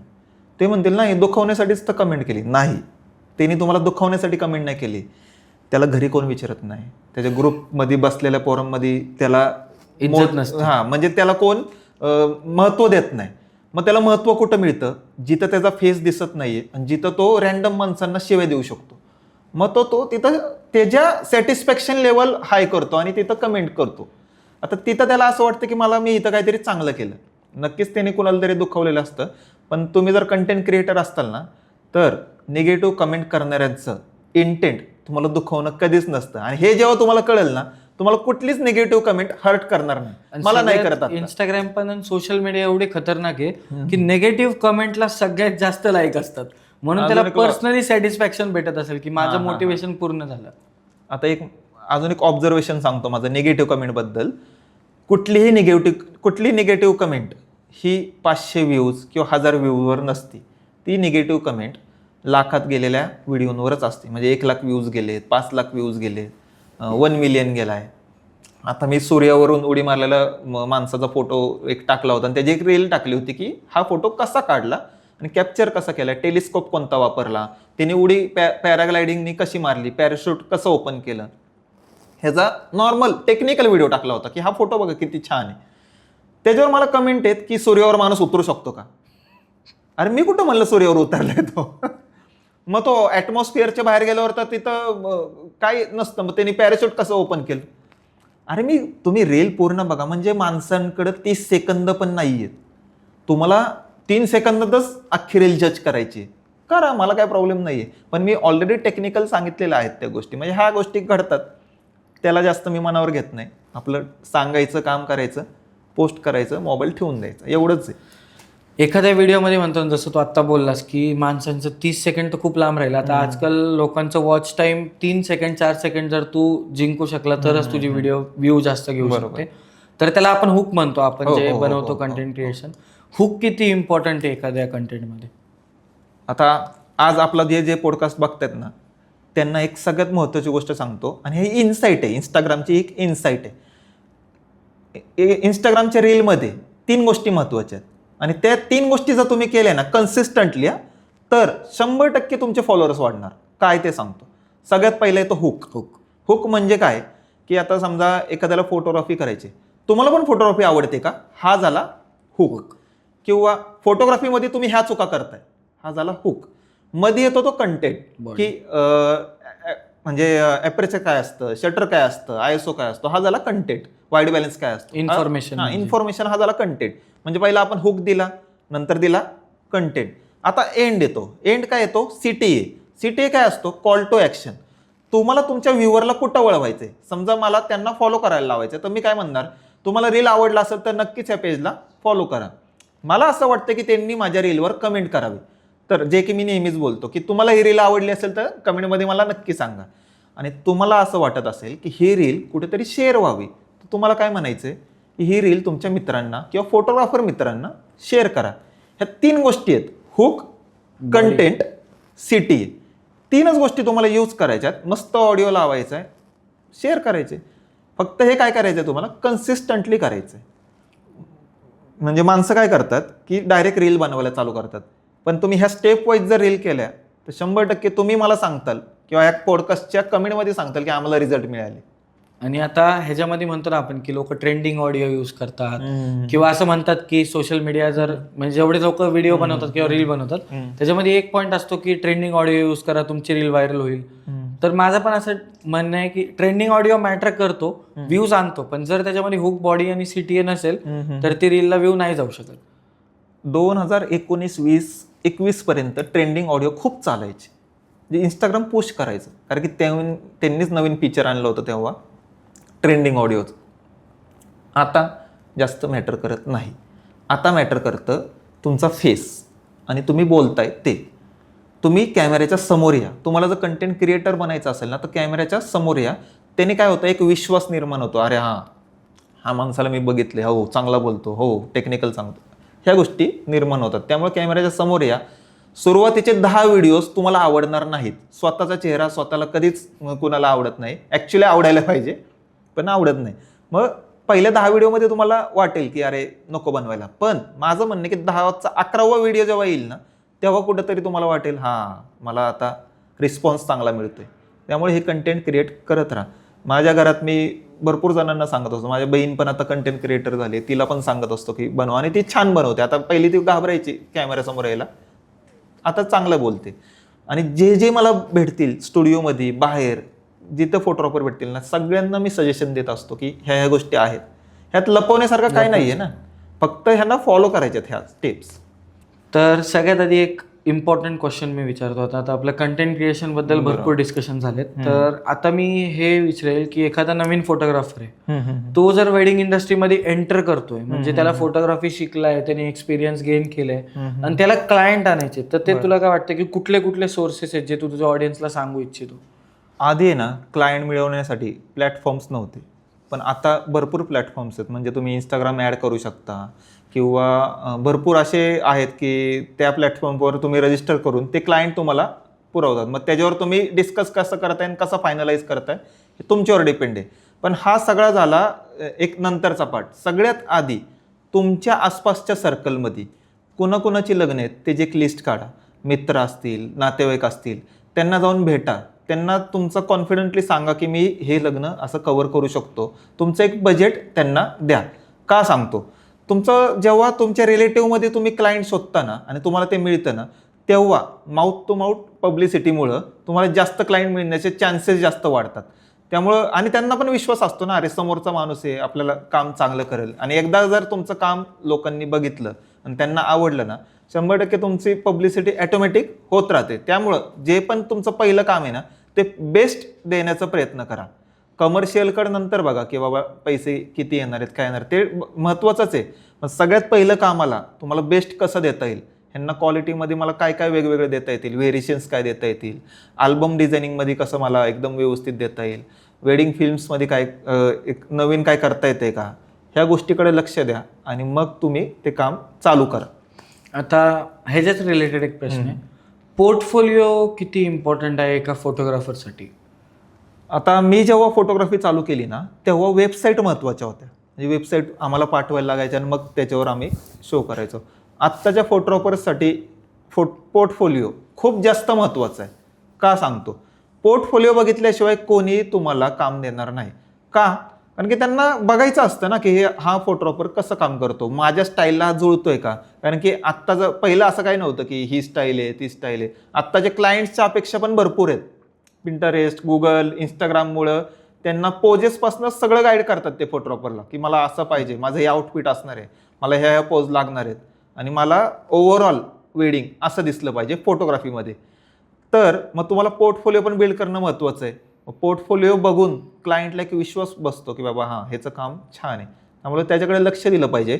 भले तुम्ही तो इंस्टाग्रामवर रेडी करा किंवा एका PDF मध्ये रेडी करून ठेवा किंवा एक शोरील बनवा तुमचं व्हिडिओ आणि ते दाखवा क्लायंटला, पण पोर्टफोलिओवर लक्ष देणं गरजेचं आहे. आता एक आपण म्हणतो ना की फोटोग्राफी चालू केली, कॅमेरा घेतला, तर खूप लोक असे ज्यांना फोटोग्राफी प्रॉपर येत नाही पण ते कॅमेरा घेतात. तर बिगिनर्सनी कॅमेरा घेताना विचार केला पाहिजे का, किंवा EMI सिस्टीम चालू झाली तर त्याच्याबद्दल काय बोलशील? बिगिनर्स ज्यांनी आत्ताच कोर्स कंप्लीट केलाय ना, बिग नो, अजिबात लगेच कॅमेऱ्यामध्ये इन्व्हेस्ट करू नका. का सांगतो? तुम्ही 1.5 ते 2 लाख रुपये इन्व्हेस्ट करणार आणि तुमच्याकडे एक्सपिरियन्स नाही आहे, तुम्हाला लगेच इन्कम स्टार्ट होणार नाही. मग तुम्ही कॅमेराचा EMI कसं फेडणार? बरोबर. बरं, तुमच्याकडे एक ऑप्शन आहे ना, तुम्हाला कॅमेराच यूज करायचा आहे ना, रेंट घ्या. रेंटल आहेत भरपूर, तिथून रेंटने कॅमेरा घ्या, यूज करा, परत द्या. जे काय तुम्हाला इन्कम मिळणार आहे त्यातनं रेंट पे करा आणि कॅमेरा म्हणजे तुम्हाला इन्कम सोर्स तसाही मिळणार आहे. पण तुम्ही जर बाकीच्यांचं बघून कॅमेरा 1.5-2 लाखाचा घेणार आणि त्यातनं म्हणजे इन्व्हेस्टमेंट एवढी मोठी करणार आणि मग जर EMI जात नसतील तर मग अवघड आहे. त्यामुळे माझं बिगिनर्ससाठी बिग नो आहे, बिग नो. मी सगळ्यांना हे सांगतो की अजिबात इन्व्हेस्टमेंट करू नका. त्याचं एक उदाहरण सेट व्हावं म्हणून मी 2020ला माझा कॅमेरा विकला. 2026 आहे आज, माझ्याकडे एकही कॅमेरा नाही आहे आणि एकही लेन्स नाही आहे. मी रेंटलच करतो, रेंटनीच कॅमेरा घेतो आणि यूज करतो. आता हे का करतोय मी कॅमेरा घेऊ शकतो आज पण मला एक एक्झाम्पल सेट करायचं आहे की तुमच्याकडे जर रेंटचा ऑप्शन आहे तर तुम्हाला इन्व्हेस्टमेंट का करायची एवढी 2.5 लाख, 3 लाख, 4 लाख एवढी, आणि ते पण समोरून इन्कम नसताना. मी ह्याला स्कॅम म्हणतो, तो छोटासा स्कॅम. का? कारण की तुम्ही त्या लूपमध्ये अडकता की इन्व्हेस्टमेंट करा आणि आपलं काम चालू करा. अजून एक वाक्य आहे माझं की फोटोग्राफरचा कॅमेरा म्हणजे कधीच नील होत नाही. आता तुम्ही मला म्हणताल कसं नील होत नाही? नाही होत, सांगतो कसं ते. तुम्ही म्हणताल की आम्ही हप्ते फेडतो आणि मग नील होऊन जातो कॅमेरा. जेव्हा तुमचा नील व्हायला येतो ना कॅमेरा, तेव्हा नवीन मॉडेल येतं आणि मग तुम्ही नवीन अपग्रेड करता, त्याचे परत EMI चालू, त्यामुळे तुमचा तो नीलच होत नाही कॅमेरा. सारखं नवीन काही ना काय घेत राहता. हां, तुमच्याकडे चांगलं बजेट असेल आणि तुम्ही वेल्दी असताल, चांगले पैसे आहेत, मग घ्या, मला काही प्रॉब्लेम नाही आहे. पण EMIवर घेणार असताल तर माझं म्हणणं आहे की सुरुवातीला इन्व्हेस्टमेंट नका करू. माझ्यासारखं पण नका करू की 6-6 वर्ष कॅमेरा नाही घेतला. जेव्हा तुम्हाला वाटेल की बाबा माझं आता मी घेऊ शकतो, व्यवस्थित फेडू शकतो, तेव्हा कॅमेरा घ्या. आता फोटोग्राफी इंडस्ट्री एवढी मोठी झाली की आता खूप सारे ऑप्शन्स आहेत एका वेडिंग फोटोग्राफरला. फक्त म्हणजे फोटोग्राफी फक्त वेडिंग पुरती लिमिटेड नाही राहिली आता, किंवा सिनेमॅटोग्राफी पण फक्त वेडिंग पुरती नाही का लिमिटेड नाही राहिली. तर आता 2012 मध्ये जर गेलो आपण तर आधी खूप लिमिट होते, ऑप्शन्स कमी होते. आता इंस्टाग्राम म्हणा, युट्यूब म्हणा, याच्यामुळं खूप सारे ऑप्शन्स एका फोटोग्राफरला ओपन झालेत किंवा सिनेमॅटोग्राफरला ओपन झालेत की इथे जाऊन शूट करू शकतो, प्रोडक्ट फोटोग्राफी करू शकतो, एखादा बिझनेस ओनरला कंटेंट क्रिएशनसाठी मदत करू शकतो. तर 2012 वर्सेस 2026 जेव्हा तुम्ही स्टार्ट केलं होतं तेव्हापासून आत्तापर्यंत ह्या जर्नीमध्ये डिफरन्स काय वाटतो सगळ्यात मोठा? ड्रास्टिक चेंज आहे, ड्रास्टिक. म्हणजे फोटोग्राफीमध्ये जर विचारलं ना मला की 2012 आणि 2026 मध्ये काय फरक आहे, खूप मोठा फरक आहे. का सांगतो? नक्कीच 2026 पर्यंत फोटोग्राफर खूप वाढले. म्हणजे पुण्यात तर खूप जास्त फोटोग्राफर्स आहेत, पण त्याचबरोबर काम पण तेवढं वाढलंय. वेगवेगळ्या म्हणजे वेगवेगळ्या फील्डमध्ये तेवढं काम आहे. तुम्ही मेकअप आर्टिस्टचं शूट करू शकता, तुम्ही प्रोडक्ट शूट करू शकता, कमर्शियल काम करू शकता, एखाद्या शॉपसाठी ॲडसाठी मंथली पॅकेज देऊ शकता की मी मंथली तुमच्याकडे येऊन एक रील शूट करून जाईल आणि त्याचं काय आहे ते पॅकेज देऊन तुम्ही पैसे कमवू शकता. नुसतं वेडिंग हा ऑप्शन नाही आहे. त्यावेळेस 2012ला माझ्याकडे फक्त वेडिंग आणि कमर्शियल हे दोनच ऑप्शन होते. कमर्शियलमध्ये तुम्ही लगेच नाही जाऊ शकत. किंवा फेसबुक फोटोग्राफी, हां ते एक होतं. फेसबुक फोटोग्राफी ते एक चालायचं त्यावेळेस. म्हणजे कमर्शियलमध्ये तुम्ही लगेच नाही एंटर होऊ शकत. तुमच्याकडे एक्सपिरियन्स खूप मोठा पाहिजे, नाहीतर वेडिंग, हे दोनच ऑप्शन.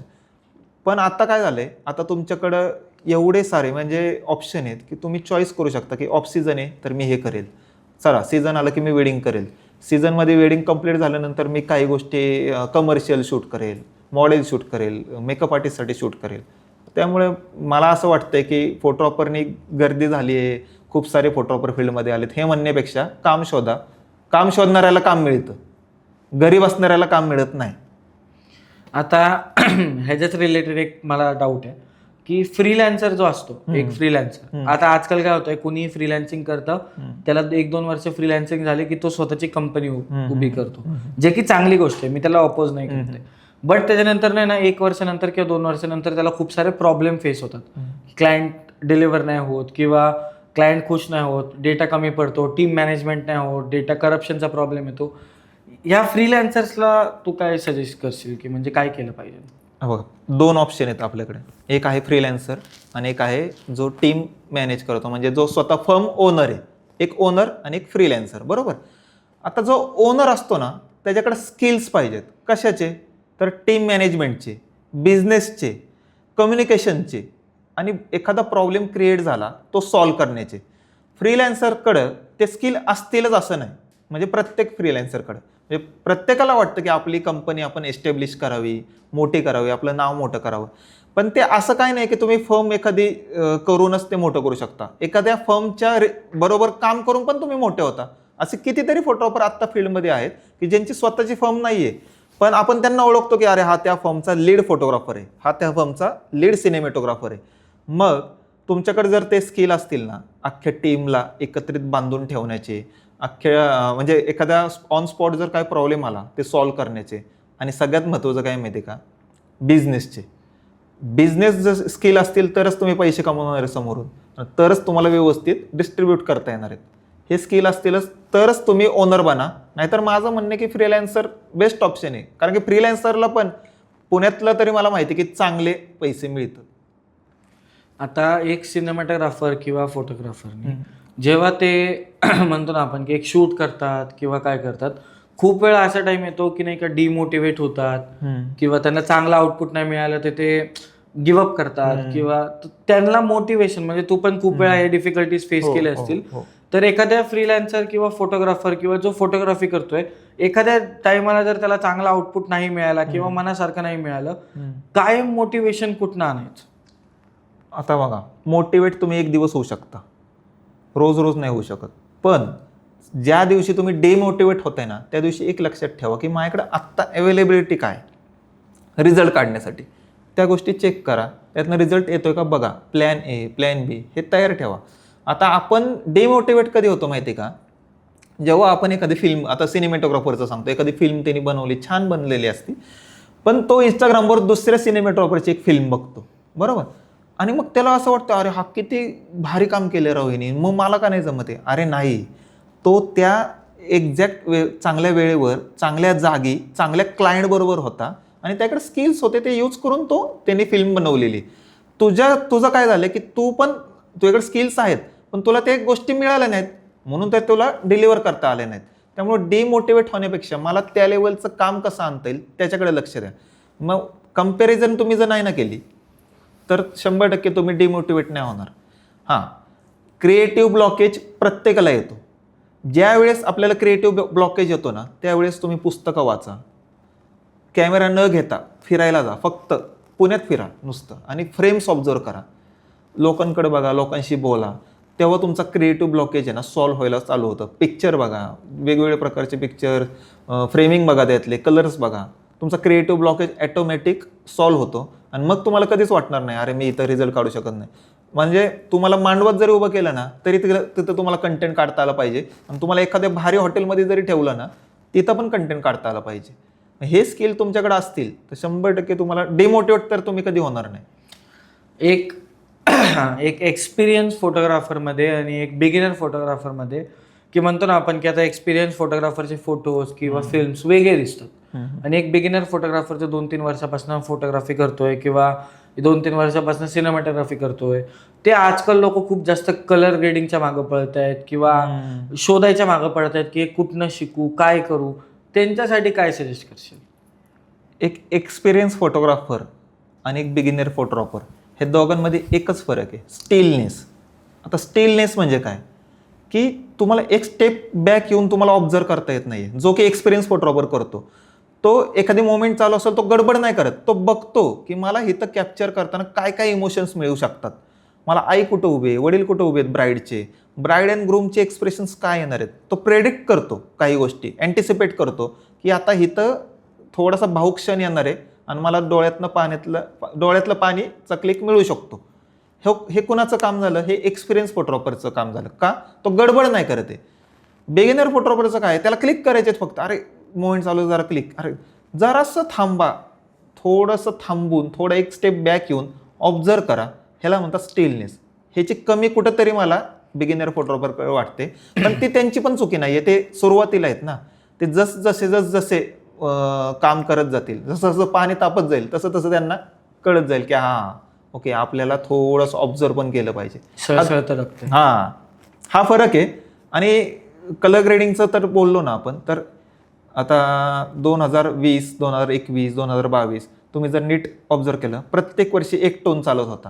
म्हणजे एखाद्या वर्षी डर्टी बुट्सचेच फोटो चालले, तर एखाद्या वर्षी वेगळ्याच टोनचे, ग्रीन टोनचे, पेस्टलमध्ये आले. मग तुम्हाला ट्रेंडच्या मागं जायचंय का तुम्हाला स्वतःची काहीतरी आयडेंटिटी ठेवायची, हे तुम्हाला ठरवायचं. ट्रेंड फॉलो केलं पाहिजे, पण एका लिमिटपर्यंत. लिमिट जेव्हा क्रॉस करताना जेव्हा तुम्ही, तेव्हा तुमचं काय होतं की तुम्ही कन्फ्यूज होऊन जाता की अरे माझा कंटेंट इकडे नेऊ का इकडे नेऊ, किंवा माझी फोटोग्राफी मी कशी करू, असे फोटो काढू का असे काढू, का दुसऱ्याला फॉलो करण्याच्या नादात तुमची क्रिएटिव्हिटी कुठेतरी दबली जाते असं मला वाटतं. स्वतःचं फोटोग्राफी, स्वतःचे कलर ग्रेडिंग हे तुम्हाला प्रेझेंट करता आलं पाहिजे. तुमच्याकडे टॅलेंट कमी असलं तरी चालेल, तुम्ही गुड प्रेझेंटर पाहिजे. आता म्हणजे वेडिंग इंडस्ट्री रिगार्डिंगच हा पण क्वेश्चन आहे. तर आता काय होतंय आजकाल की खूप सारे फोटोग्राफर्स असं मार्केटमध्ये बोलतात की फोटोग्राफी खराब झाली आहे किंवा क्लायंट नाही आहेत, लोक मार्केट तोडतायत. तर माझं तर ह्याच्यात काय पर्सनल ओपिनियन नाही आहे, मला काही म्हणजे लोकांशी काही घेणं देणं नाही. तू प्रत्येकजण आपल्या आपल्या आर्टला डिफाईन करताय आणि आपल्या आपल्या आर्टची व्हॅल्यू लावतो. तर ह्या लोकांना काय म्हणशील की म्हणजे लोक म्हणतात की मार्केट खराब होतंय, हे होतंय, ते होतंय, तर त्या गोष्टींना कसं आहे? कारण की बिगिनर फोटोग्राफरमध्ये ना हा बज खूप जास्त आहे की मार्केट खराब झालंय म्हणून आम्हाला कामच मिळत नाहीत. आणि आता कुठे ना कुठेतरी ना आपली फोटोग्राफी इंडस्ट्री मागे पण खेचली जाते या गोष्टीमुळे, की लोक एंटर करण्याआधी विचार करतात. लोक म्हणतात यार मार्केट खराब होते. तर काय म्हणशील या बाबतीत? नाही, बघा आता माझं ह्याच्यात मत एकदम वेगळं आहे. का सांगतो? हे शब्द माझ्या पण कानावर सारखे येतात. अरे एवढे फोटोग्राफर आलेत, कोणी काही कोटेशन देतंय, एवढं कमी कोटेशन देतात का, असं तसं. प्रत्येक फोटोग्राफर त्याच्या क्वालिटीनुसार कोटेशन देतो. ज्यांनी कमी कोटेशन दिलं ना, ती त्याची क्वालिटी. हे तुम्ही क्लायंटला पण सांगा की त्यांनी त्याच्या क्वालिटीनुसार कोटेशन दिलंय, मी माझ्या क्वालिटीनुसार कोटेशन दिलंय. आता समजा तुम्ही 15-20 वर्ष या फील्डमध्ये काढलेत आणि तुमचं कोटेशन तुम्ही पार लाखात देताय, बरोबर. आणि एक बिगिनर फोटोग्राफर आहे, ठीक आहे, तुमच्या म्हणजे जे टीम मेंबर्स आहेत त्यात काहीतरी तफावत असू शकते, क्वालिटीमध्ये तफावत असू शकते, पण तो त्याच्या क्वालिटीनुसारच कोटेशन देणार ना. आपण त्याला हे न ठरवू शकत की त्याने कमी केलंय हे होणार, हे तुम्ही थांबवू शकत नाही. तुम्ही काय करू शकता ह्यासाठी? तुम्हाला कन्व्हिन्स करता आलं पाहिजे क्लायंटला की माझा आर्ट कसा बेस्ट आहे आणि तुम्हाला मी कसं चांगलं डिलिव्हर करू शकतो. कारण की काय सांगतो, तुमचं जे क्लायंट आहे ना, त्याच्या आयुष्यातला सगळ्यात मोठा दिवस तुमच्या हातात देत असतो आणि तो दिवस कसा सोन्याचा करायचा ना, हे तुम्हाला ठरवायचं आहे. मग तो सोन्याचा करायचा असेल तर तुम्हाला बेस्ट टीम लावणं गरजेचं आहे, बेस्ट काम करणं गरजेचं आहे. त्यामुळे ह्या रेटच्या खेळात तुम्ही अडकू नका, कुठंतरी वेगळ्या पर्स्पेक्टिव्हने त्याकडे बघा आणि काम करत राहा. तर आता आपली जी वेडिंग इंडस्ट्री आहे त्याच्यामध्ये अजून एक खूप जास्त बस होतो, की म्हणजे काय होतं की एखादी वेडिंग मेमरी आपण कॅप्चर करायला जातो आणि खूप जणांसोबत वर्स्ट मुवमेंट होतात, चांगले मुवमेंट होतात. काही क्लायंट खूप चांगले असतात, काही जण म्हणतात आम्हाला रिस्पेक्ट भेटत नाही, काही जण म्हणतात आम्हाला जेवणच भेटत नाही. ह्या गोष्टींमध्ये तुझ्या आयुष्यातली सगळ्यात वर्स्ट मुवमेंट कुठल्या तरी लग्नातली आहे का कोणती, जी तू सांगू इच्छितो? हो, म्हणजे नवीन नवीन म्हणजे माझं 2-1 वर्ष झाले असतील तेव्हा वेडिंग फोटोग्राफीमध्ये येऊन, आणि खूपच भयानक अनुभव होता माझा.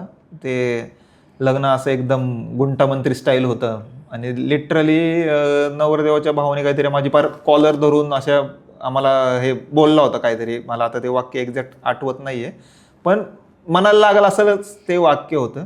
आणि त्याच क्षणी मी कॅमेरा बंद केला आणि काम आम्ही थांबवलं थोड्या वेळ. खूप मोठं काम होतं.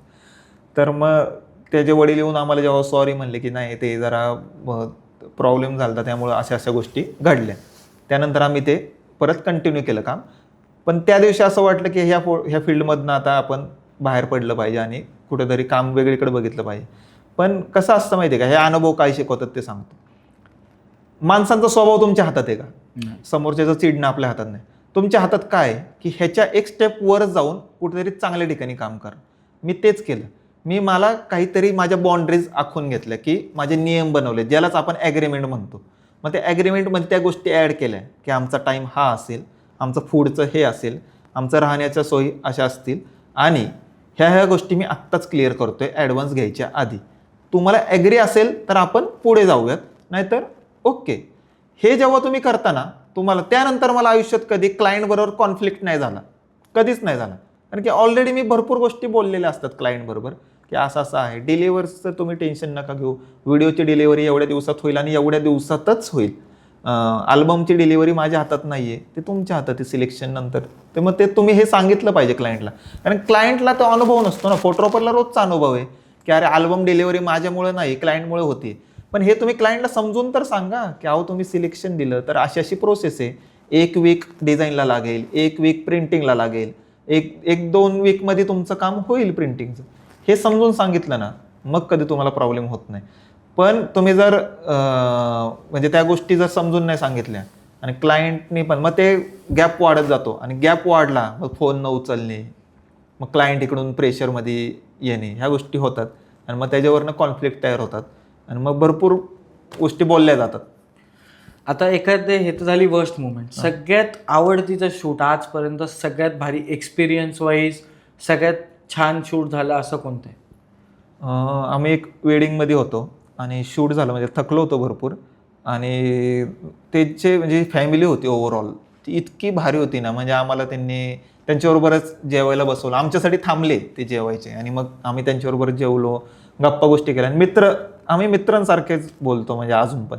मग एवढे भारी भारी पण लोक असतात की आपल्याला नंतर ते त्यांचं फॅमिली फंक्शन असताना आपल्याला पण ते टाईम देतात, बोलतात आपल्याशी, प्रेमाने बोलतात. काय लागतं माणसाला, 2 गोष्टी प्रेमाने बोलले ना तर फोटोग्राफर 4 फोटो जास्त काढतो. असंच असतं, एवढंच, हेच कॅल्क्युलेशन आहे. आणि मग ते मोमेंट घडल्यानंतर आहे ना खूप भारी वाटतात. हे एकदम नॉर्मल मोमेंट आहे ॲक्च्युली तसं बघायला गेलं तरी. पण तो फोटोग्राफर समजू शकतो की जेव्हा फॅमिली आपल्याला विचारते ना की अरे जेवण झालं का, अरे बाळा तू आज काय उपवास आहे का, मग खिचडी आणू का. म्हणजे लिटरली तुम्हाला सांगतो, नवरदेव आम्हाला माग लागला होता की मी आणून देतो, मी पाठवतो मित्राला बाहेर. अहो म्हणलं आम्ही खाऊन आलोय, उपवास आहे पण खाल्ले. एवढं आम्हाला म्हणजे प्रेम मिळतं. म्हणजे वेडिंग फोटोग्राफीचं मजाच ही आहे की तुम्हाला वर्स्ट मोमेंट पण बघायला मिळते एकदा तरी आयुष्यात, आणि खूप भारी मोमेंट्स खूप मिळतात.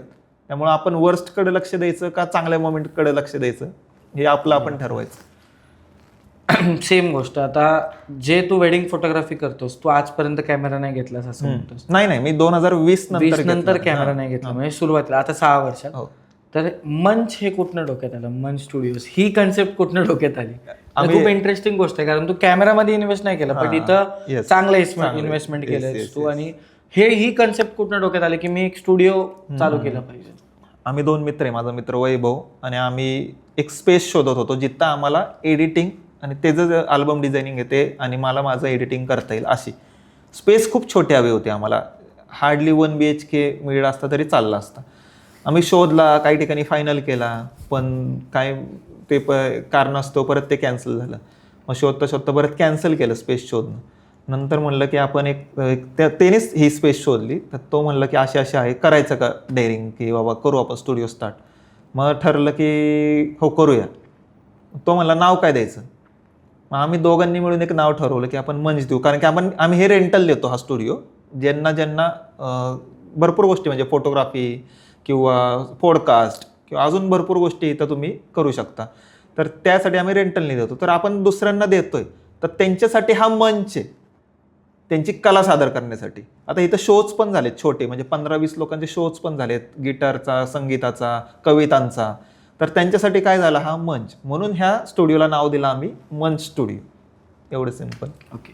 आणि आता ह्या सगळ्या रिगार्डिंगच तू फॅमिली आणि म्हणजे आता फोटोग्राफरची लाईफ माहिती कशी असते, सकाळी जा संध्याकाळी या, पूर्ण दिवस थकलेला. तर वर्क लाईफ आणि फॅमिली बॅलन्स कशी करतोस? फोटोग्राफरसाठी ना फॅमिली मेंटेन करणं खूप अवघड असतं. कारण की का सांगतो, फोटोग्राफरच्या घरात जेव्हा फंक्शन असतं ना, नेमकं त्याच टायमाला त्याला कुठंतरी शूट असतं. कारण की आपण ऑल सॅटर्डे संडे बुक असतो. ऑल तिथी ज्या ज्या महत्त्वाच्या तिथी आहेत त्यावेळेस आपण बुक असतो. तर मग घरच्यांना टाईम कसा देणार आपण. त्याच्यामध्ये काय करायचं माहिती का, की आपल्या घरच्यांशी डिस्कस करून ना, आपल्या डेट्स जेव्हा आपण फ्री असतो ना, तेव्हा आपण आपल्याला घरच्यांना टाईम द्यायचा प्रयत्न करायचा. आणि मग त्याच्यातनं काय होतं की सगळ्या गोष्टी व्यवस्थित राहतात. पण तुम्ही घरच्यांना टाईमच नाही दिला, नुसते शूट करत राहिले, फोटोग्राफी करत राहिले, तर तसं नाही चालत. तुम्हाला घरच्यांना पण टाईम देता आला पाहिजे. तो कधी द्यायचा आहे तुम्हाला, जेव्हा तुम्ही फ्री आहे, जेव्हा शूट्स नाही आहेत. शूट्स असणं आणि करणं हे महत्त्वाचंच आहे, हे फॅमिलीला पण समजतं.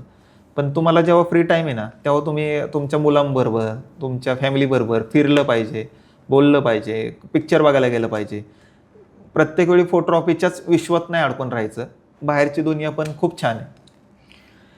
फोटोग्राफरला एक सगळ्यात मोठा प्रॉब्लेम आहे की मी खूप जागेवर ऐकलाय किंवा हा प्रॉब्लेम जेन्युइन प्रॉब्लेम आहे. फायनान्स मॅनेजमेंट नाही आहे. कारण की सगळे पैसे सीझनमध्ये येतात, ऑफ सीझनला EMI भरायचे वांदे असतात. या सिच्युएशनला फायनान्शियली कसं एका फोटोग्राफरनी बॅलन्स केलं पाहिजे? मी स्वतः त्या सिच्युएशनमधून गेलो आहे आणि खूप हार्ड सिच्युएशनमधून गेलो. कारण की सुरुवातीला समजलंच नाही की फायनान्स कसा मॅनेज करायचं किंवा ह्या गोष्टी कशा असतात ह्या माहीत नसतात आपल्याला. आत्ता कुठं मला समजायला लागले की अरे ह्या गोष्टी अशा मॅनेज केल्या पाहिजेत. फोटोग्राफरने सगळ्यात पहिलं काय केलं पाहिजे माहिती का, त्याच्या इन्व्हेस्टमेंट लिहून ठेवल्या पाहिजेत. इन्व्हेस्टमेंट म्हणजे काय, कॅमेरा कोणता घेतला, किती रुपये खर्च आला, लेन्स कोणती घेतली, किती रुपये खर्च आला, बरं माझ्याकडे आता हे ॲसेट्स आहेत, आता मी जास्त एक्सपेन्सेस केलं पाहिजे का, हो किंवा नाही, ह्या गोष्टीत उत्तर आहे. तर तिथं लिहून ठेवायचं.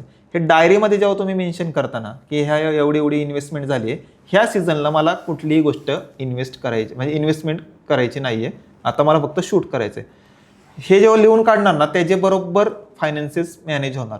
आणि तुम्हाला मग बाहेर कुठे इन्व्हेस्टमेंट करायचे असतील, काय करायचं असेल, त्या गोष्टीनुसार मग तुम्ही ते मॅनेज करा. तर आता आपण एक क्विक रॅपिड फायरकडे जाऊया. ओके. तर म्हणजे एकदम वन लाईनर्स, छोटे छोटे रॅपिड फायर. इंस्टाग्राम का यूट्यूब? यूट्यूब.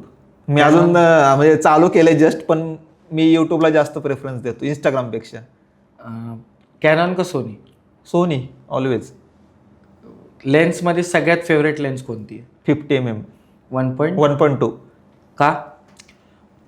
मला तिचं कलर सायन्स आणि तिचं स्पीड आहे ना, फोकस स्पीड जास्त आवडतं. 1.2 1.4 मध्ये असा काही डेप्थचा मला जास्त इश्यू नाही आहे, पण मला तिचं कलर आणि स्पीड खूप भारी आहे. आणि मला जी मास्टरची सोनीची 1.2 आहे ना, फेवरेट लेन्स आहे माझी.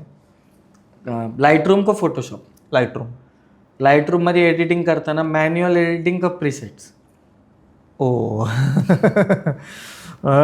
मला जर फास्ट द्यायचं असेल तर प्रीसेट, पण मला माझ्याकडे वेळ असेल तर मॅन्युअल. आता एखाद्या शूटला जातोय तर तू प्रेफर कसं करतो? ट्रॅव्हल बाय रोड करतो का by train, car? By road. By road 100% पूर्ण शूट. प्री वेडिंग का वेडिंग? Pre wedding. का? मला ते तर क्रिएटिव्ह फ्रीडम आहे. फ्रेमिंग कंपोजिशनला जास्त इम्पॉर्टन्स आहे का कॅमेरा सेटिंग्स? कंपोजिशन्स. एक beginner photographer with a good camera, एकदम महागडा कॅमेरा, का experience photographer with a basic camera? Experience photographer with mobile. Content creation versus cinematography म्हणजे वेडिंग फिल्म मेकिंग. खूप वेगळे. ओके, मला कंटेंट क्रिएशन का म्हणजे जे आयफोनवाले जे मध्ये मध्ये येत हा, असतात हा, ना, हा. त्या म्हणजे ते काय होते आजकाल की आपण एखाद्या वेडिंग मध्ये जातो, ओके. थोडं मी एक्सटेंड करतो रॅपिड फायरला. आपण एखाद्या वेडिंगमध्ये जातो आणि आजकाल सिनेमॅटोग्राफरला सगळ्यात मोठा हेडेक आहे की प्रत्येक क्लायंटला इन्स्टंट पाहिजे म्हणून एक कंटेंट क्रिएटर असतो. आपला त्यांचा काय ऑपोजिशन नाही आहे की काय तुम्ही करू नका, ते त्यांची वेगळी इंडस्ट्री डेव्हलप झाली आहे. बरोबर, मोठी पण industry ती ती इंडस्ट्रीला म्हणजे काय म्हणतो आपण की ब्राईड्स जे अपकमिंग ब्राईड्स आहेत किंवा ज्यांचं वेडिंग होणार आहे किंवा जे ते कंटेंट क्रिएशन करतात, तर ते मध्ये येतात सिनेमॅटोग्राफरच्या किंवा खूप त्रास होतो कधी कधी. जे चांगले आहेत ते लोक मध्ये नाहीत, पण जे बिगिनर लोक आहेत त्यांच्यातले पण ते खूप त्रास देतात. तर त्या गोष्टी कधी झाल्यात का तुझ्यासोबत?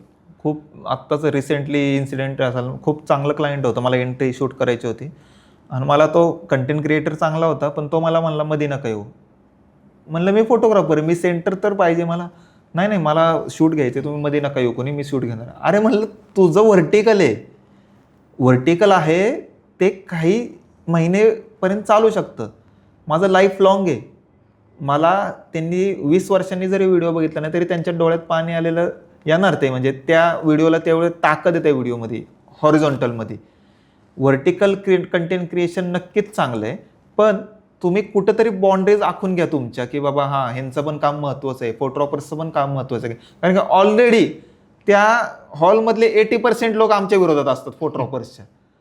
कमीत कमी तुम्ही येऊन अजून त्याच्यात भार नको टाकू. कारण की मला एक गोष्ट सांगायची आहे की आत्ता 2026 चालू आहे ना, फोटोग्राफर, मी हे क्लायंटसाठी बोलतोय, हे जे वाक्य आहे ना माझं क्लायंटसाठी, फोटोग्राफर्सवर एवढं जास्त प्रेशर आहे ना. का सांगतो, SFX जे फास्ट एवढे फायरवर्क्स तुमचे फायर होतात, एंट्री त्याला शूट करायची आहे, त्याला SFX शूट करायचं आहे, त्याला स्टेजवरचा कोल्ड पायरो शूट करून तो संपायच्यात, हार घालायच्यात, स्टेजवर पोहोचायचंय. हे कोणच ऑब्झर्व करत नाही किंवा ह्याच्याकडे कोणाचं लक्ष का नाहीये. आता तुम्ही ब्राईड अँड ग्रूम का नाही सांगत गुरुजींना की अहो थांबा आम्ही फायरवर्क्स घ्यायला गेला व्यक्ती आमचा, तर त्याला घेऊ द्या. मग तुम्ही म्हणताल की मग त्यासाठी 3 फोटोग्राफर ठेवा की तुम्हाला फायरवर्क्स पण एका वेळी पाहिजे आणि हार घालताना पण पाहिजे. कारण की ह्याच्यात कात्रीत अडकतो ना तो फोटोग्राफर. कारण की तो काय करतो, तो खाली फायरवर्क्सचे फोटो घ्यायला जातो आणि जेव्हा वर येतो तेव्हा हार घातलेले असतात. मग तुम्ही आम्ही परत जर घालायला लावले तर तुम्ही म्हणणार अरे हे बघा हे असे स्टेज करतात. तर ह्याच्यासाठी तुमचं प्लॅनिंग पाहिजे परफेक्ट. मग प्लॅनिंगनी मग क्लायंटचं प्लॅनिंग पाहिजे हे. त्यामुळं क्लायंटने ना हे समजून घ्या की खूप जास्त फोटोग्राफरवर प्रेशर असतं. कारण की SFX जर बघितलं ना तर हार्डली 2-3 सेकंदात ते बार हवेत जातात. त्याच्या आत आम्हाला तुमचे पण एक्सप्रेशन्स घ्यायचेत आणि ते पण कॅप्चर करायचे. आता फक्त एक क्विज, म्हणजे आपण एक असं करू की तू कोणतेही 5 क्वेश्चन्स मला विचारू शकतो जे मी आन्सर करणार. ओके. माझं रिव्हर्स सायकोलॉजी चालू आपण. खूप भारी, मी ह्याच्यात माहिर आहे. माझा सगळ्यात पहिला क्वेश्चन काय माहिती आहे का, की सिनेमॅटोग्राफीच का?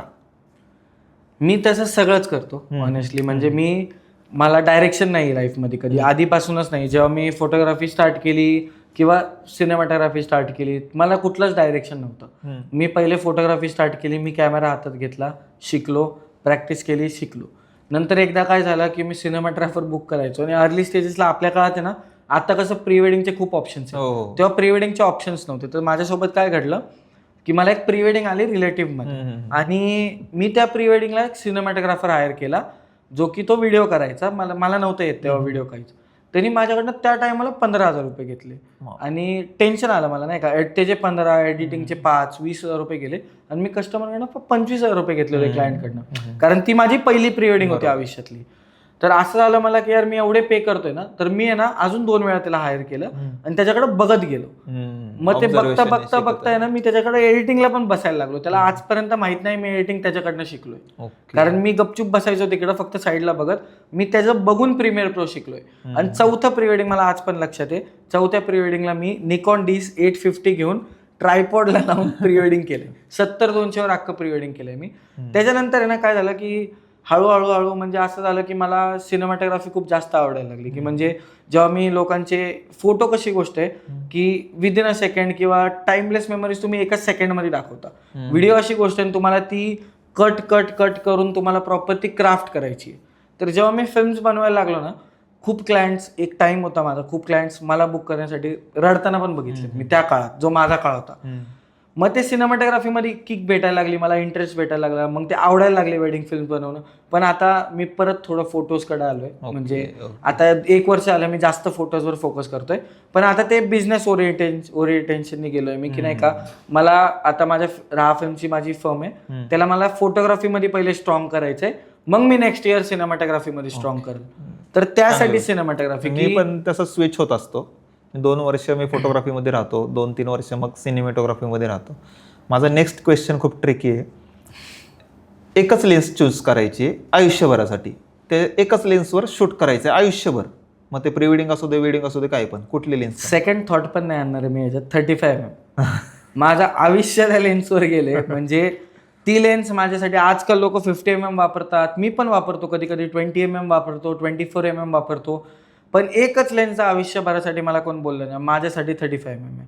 मी त्या 35mm वर प्री वेडिंग करू शकतो, वेडिंग करू शकतो, कमर्शियल करू शकतो, क्लब फोटोग्राफी करू शकतो, कुठली पण लँडस्केप पण करू शकतो. ओके. माझ्यासाठी 35mm म्हणजे विनर आहे, डायरेक्ट बिग विन 35mm. आता इंटिमेट वेडिंग का गावात मस्त एका शेतात लग्न आहे ते? इंटिमेट वेडिंग कुठे? मस्त हॉटेलला लांब.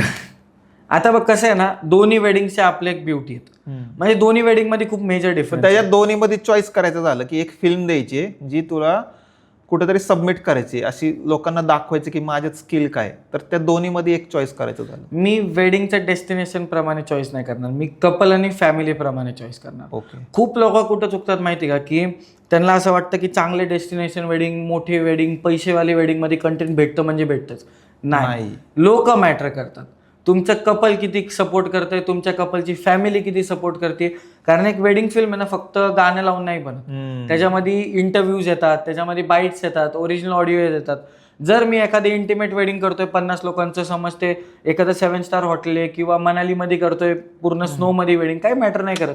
जर तिथले लोक एकदम शांत बसलेत, ते फेरे घ्यायचे म्हणून घेत आहेत, इंटरेस्टच नाही. पण मी जर एखादी गावाकडची वेडिंग करतोय आणि तिकडची एखादी आजी मला इंटरव्ह्यू देते, ते माझ्यासाठी जास्त कंटेंट आहे. तर मी व्हेन्यू वाईज नाही सांगू शकत, ट्रिकी आहे थोडं.